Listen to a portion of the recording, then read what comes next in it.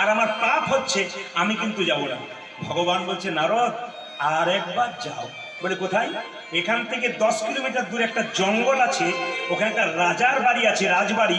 ওর 15 বছর পরে রাজার একটা ছেলে হয়েছে, ওকে জিজ্ঞেস করো সাধু সঙ্গ করলে কি হয়। নারদ বলছে তুমি আমাকে বোকা পেয়ে গেছো নাকি? হ্যাঁ, তুমি বোকা পেয়ে গেছো। বাছুরের মাটা ছিল না, নাহলে সিংটা পেটে ঢুকিয়ে দিত। পাখির বাচ্চাটার মা ছিল না, নাহলে মাথায় ঠুকরে দিত। রাজার 15 বছর পরে ছেলে হয়েছে, যদি মরে যায় আমি কি করব? তখন আমায় মেরে ফেলবে, আমি যাবো কি করে? ভগবান বলছে নারদ রাখে হরিত, জয় বলুন, সবাই বলুন, রাখে হরিত, মারে হরিত, রাখে এলআইসি। রাখে না?